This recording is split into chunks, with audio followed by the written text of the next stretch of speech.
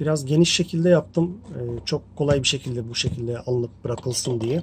Çok sıkı yapmak istemedim.